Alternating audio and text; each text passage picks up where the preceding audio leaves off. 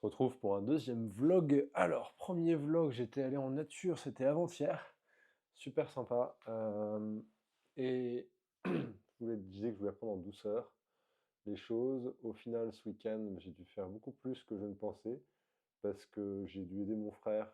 On a dû bûcheronner, je lui ai filé un coup de main à bûcheronner du bois de chauffage pendant 4 heures sur 2 jours.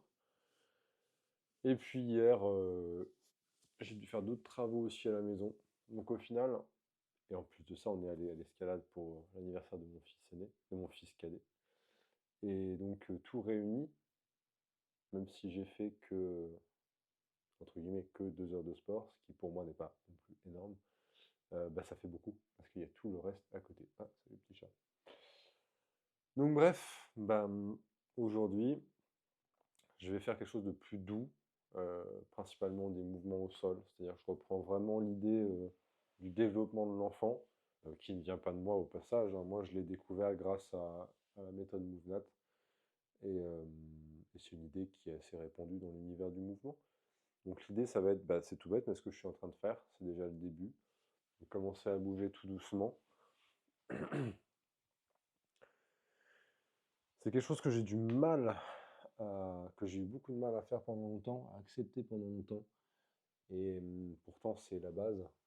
C'est de se dire que tu peux pas tout le temps être à fond, quel que soit ton âge. Et encore plus dans l'idée de te dire que tu veux durer dans ce que tu vas faire. Et donc, d'accepter qu'il y ait des jours off, d'accepter de changer ce que tu avais prévu. Moi, aujourd'hui, je serais bien retourné faire une séance peut-être en forêt. Mais en fait, bah non. Bah non, parce que je le sens bien. Il y a de la fatigue, clairement. Donc, c'est pas avec de la fatigue que je vais progresser.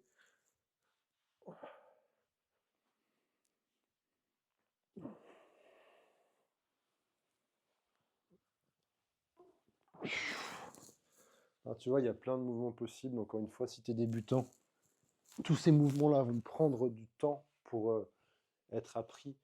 Mais tu vas voir, je vais te montrer après des mouvements un peu plus simples que tu peux déjà mettre en œuvre. Essayer de te mettre dans cette position-là. Très souvent, en fait, déjà, il va falloir un peu de temps pour rentrer dans certaines positions, comme celle-ci, qui peut être évidente pour certains et pas du tout pour d'autres. Moi, j'ai eu des problèmes de genoux, ce qui fait qu'en fait, pendant 2-3 ans, bah, cette position-là, elle était douloureuse. Et n'importe quel autre mouvement, comme celui-ci, par exemple, qui venait tirer un peu sur le ménisque, puisque j'ai une fracture au niveau du ménisque, eh bien, ça m'était trop douloureux pour le faire.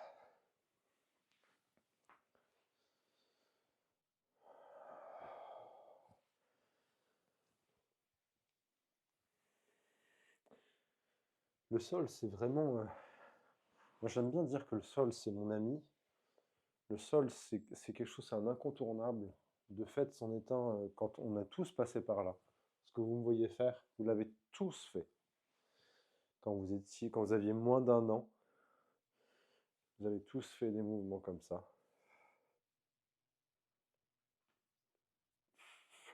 Peut-être pas celui-là précisément, mais tu vois, de pouvoir aller au sol.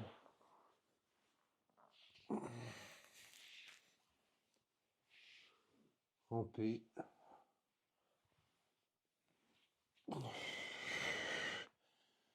Ça demande une intelligence tournée vers une portée pratique. Si on fait ça quand on est tout bébé, c'est tout simplement parce qu'on veut regarder notre environnement, voir un peu, découvrir ce monde qui s'éveille à nous. Et donc là, on pourrait me demander combien de répétitions il faut faire, peut-être combien de temps il faut le faire. Au départ, c'est bien de se mettre un cadre. Donc je dirais que chaque technique que je fais, comme celle-ci, qui consiste à se retourner sur le dos puis sur le ventre, faites-le, on va dire, entre 8 et 10 fois, parfois un petit peu moins. C'est déjà très bien. Et ça, peut-être 10 minutes. Moi, j'aime bien, avec mes clientes, commencer par des séances tous les jours de 2 minutes. Ça paraît ridicule, hein, mais 2 minutes, c'est l'assurance que tu n'as pas le choix que de le faire, en fait, parce qu'il y a, tu peux pas avoir d'excuses vis-à-vis de toi-même, très honnêtement, de te dire non, je peux pas faire ça pendant 2 minutes. Là, ça fait déjà 5 minutes que je bouge. J'ai l'impression d'avoir quasiment rien fait. Au passage, dans le premier vlog, je montrais que je faisais un move. J'ai commencé par un mouvement avec des haltères. Et là, ce que je suis en train de faire, une pompe sur les genoux, très lentement, c'est pour aussi travailler sur une douleur justement que j'ai réveillée ce week-end. Encore une fois, on ne peut pas toujours être parfait et faire. La vie nous demande bien souvent, la vie nous demande bien souvent plus que l'on est capable de fournir, en tout cas sans douleur. Donc là, mon corps me dit aïe, ce qui fait que je suis obligé de faire certains mouvements très spécifiques, mais on reste sur quelque chose de naturel en fait. Parce qu'une pompe, avant d'être un instrument de torture, la pompe, c'est d'abord la capacité à s'allonger, puis hop, à revenir à quatre pattes et de là, potentiellement debout.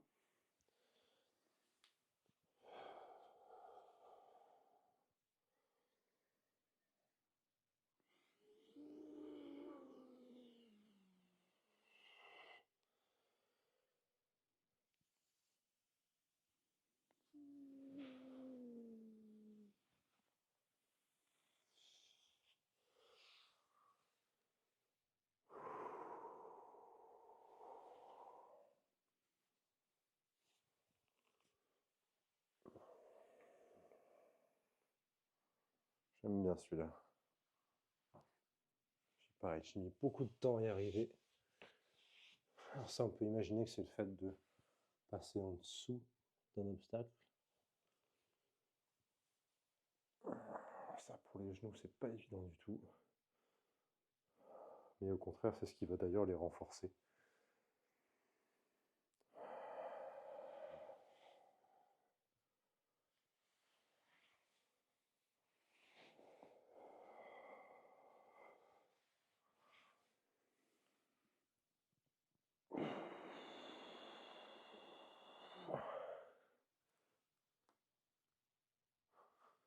Tous ces mouvements-là, tu peux évidemment les essayer. Et je t'invite à le faire lentement au départ. Il y a une expression en anglais, tu vas voir avec mon magnifique accent. Slow is smooth and smooth is fast. Smooth, ça veut dire doux, fluide, je crois. Et donc si tu vas lentement et en allant lentement, tu y vas de manière fluide et non pas saccadée, eh bien tu pourras ensuite, avec cette fluidité que tu auras pu acquérir lentement, ensuite venir y mettre de la vitesse. Il y a une grande différence entre ce que je suis en train de faire et ça.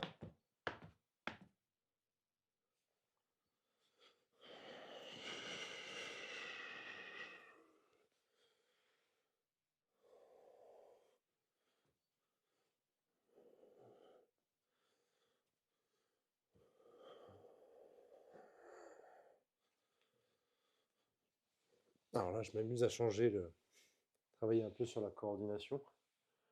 Au passage, hop, j'enlève les chaussettes.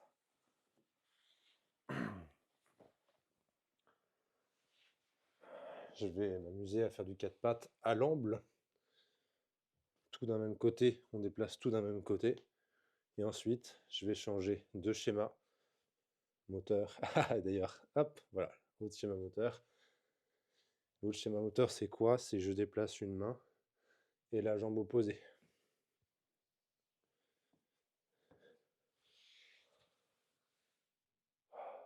Et d'arriver à switcher entre les deux. C'est pas toujours facile. Enfin, ce n'est pas facile d'ailleurs, du tout. Alors déjà, évidemment, Si tu veux débuter, ne commence pas par rajouter cette difficulté-là. Ça, c'est marrant, déjà, je viens de découvrir un truc. Ok. Commence par apprendre la base. Moi, je te conseille de faire du 4 pattes naturellement et voir ce qu'il en sort. Et en fonction de ça, après, tu peux avancer.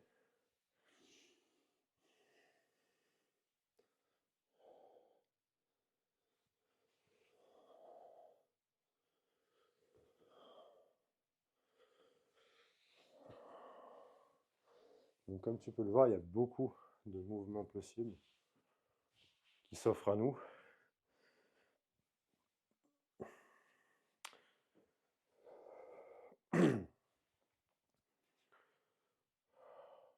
Tiens, tu me vois pas très bien d'ailleurs.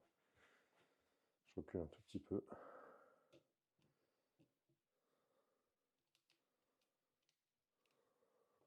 Yes.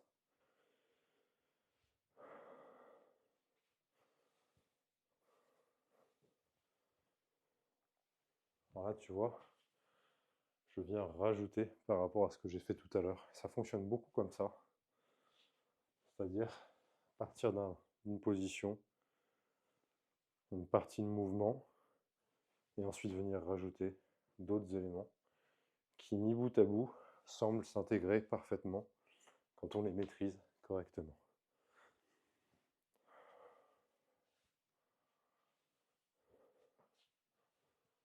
Ou justement, s'ils ne s'intègrent pas parfaitement, ce qui est plus souvent le cas, bah c'est l'opportunité pour essayer de voir comment passer un peu plus de temps sur venir fluidifier tout ça.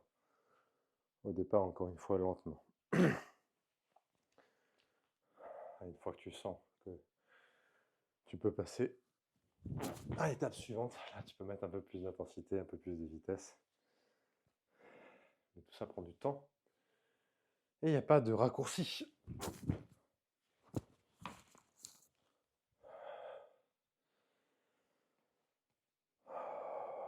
Ouh. Je les sens les courbatures.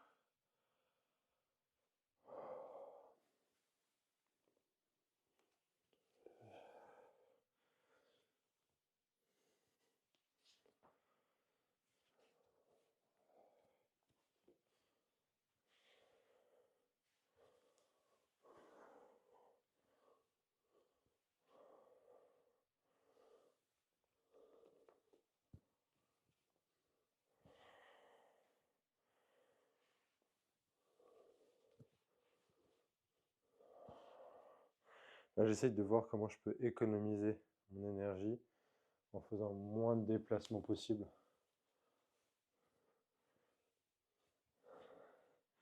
Que je déplace une seule fois ce pied, une fois la main, et je remets, hop, je me relève. Ça ne veut pas dire qu'il ne faut pas se réajuster, mais plutôt que de faire, hop, comme ça, voilà, ce qui va être ça au départ. Encore une fois, de se dire, bah non, en fait, je me descends, je mets un pied, hop, je le franchis, et me voilà debout.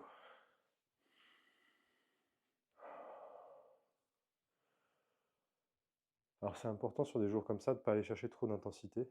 Et l'intensité, elle peut vite arriver au poids de corps. Je te montre un exemple. Cet exercice-là est intense. Pour moi, en tout cas. Et inaccessible pour les débutants. Donc on a vite fait en fait de se cramer. Et sur des mouvements très simples, comme par exemple juste se relever et se mettre en mettant dans cette position de fente, il y a une petite notion d'équilibre déjà. Tu pourras le voir si tu testes. Et puis, eh bien, simplement venir se relever. Pour beaucoup de personnes, c'est déjà trop dur. Ça demande trop de force. Et comment tu peux le savoir si ça demande trop de force? Bah, tu vas te mettre à trembler, par exemple, ou alors à devoir créer une compensation, comme ceci, pour te relever ou pour descendre. Et puis, la fin du mouvement, tu vas pas réussir à pouvoir la bloquer. C'est-à-dire que là, tu vois, mon genou est décollé, je suis en capacité de tenir. Si tu n'es pas en capacité de rentrer dans la position et de bloquer, ça veut dire que déjà, tu demandes beaucoup de force à ton corps et que du coup tu vas vite t'épuiser. Donc ça ne veut pas dire qu'il ne faut pas faire ce genre de mouvement, mais il faut faciliter les choses en mettant par exemple un gros coussin comme celui-ci en dessous du genou. Hop, je descends. À la fois je gagne quelques centimètres qui font que c'est moins dur et en même temps, eh bien, j'ai moins mal au genou, ce qui est pas mal aussi. Et du coup le repartir est aussi plus facile. Ça, j'ai pas de problème à en faire un gros nombre. Même en ayant des courbatures, je sens que c'est pas trop difficile. Même pour toi, ça sera peut-être difficile dès le départ. Mais tu pourras peut-être faire ça 4 ou 5 fois, alors qu'en enlevant le coussin, tu pourrais laborieusement réussir à le faire 2 ou 3 fois. Ou plus en te faisant violence, ce qui n'est pas bon du tout. Et ben, je me sens fatigué. J'ai un peu la tête qui tourne, ce qui montre bien à quel point j'ai fait un gros week-end. Je vais rester là. Et je vais juste prendre 5 minutes. Bah tiens d'ailleurs.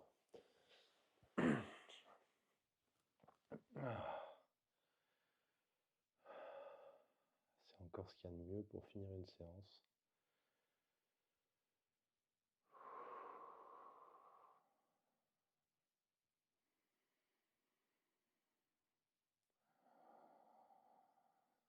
Et respirer avec le ventre. Je commence par souffler pour comprendre ça.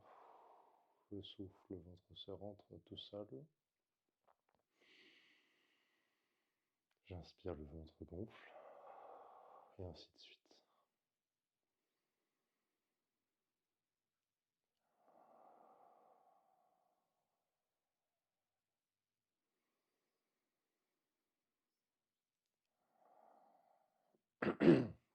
Alors tu peux respirer avec le torse, mais quand tu es au repos, normalement, il n'y a pas besoin que ça se soulève, ça.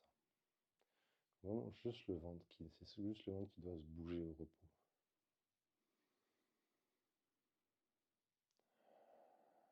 Je sais, il y en a qui t'ont peut-être dit l'inverse, qu'il fallait pas respirer avec le ventre, blablabla. Le problème de beaucoup de pratiques, c'est qu'elles sont conçues uniquement pour elles-mêmes et qu'elles ne créent pas de lien. Je m'explique. Un saut, ou le fait de se hisser quelque part, d'escalader quelque chose, ou même de courir, aujourd'hui c'est du sport pour nous. Mais c'est juste un mouvement qu'on est amené à faire dans la nature pour des centaines de raisons différentes. En tout cas, pas mal. Et donc, de venir à inventer une technique particulière de respiration en vue d'un objectif particulier, comme mettre moins de pression au niveau du périnée pour les femmes, par exemple. Très bien, pourquoi pas. Le problème, c'est qu'on n'explique pas assez. Donc le Pilate, par exemple, qui va avoir un exercice qui va demander à plus ou moins en permanence gainer les abdominaux pour ensuite faire des exercices et gainer à différentes intensités. Pourquoi pas? Mais du coup, après, on se retrouve avec des personnes qui gainent en permanence et qui, sans comprendre pourquoi, ont des douleurs au niveau des lombaires.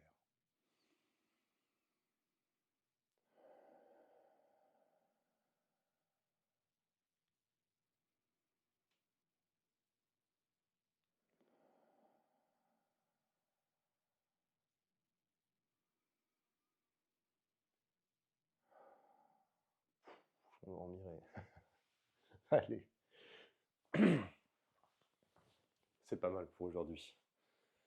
Je te dis à très bientôt pour un prochain vlog.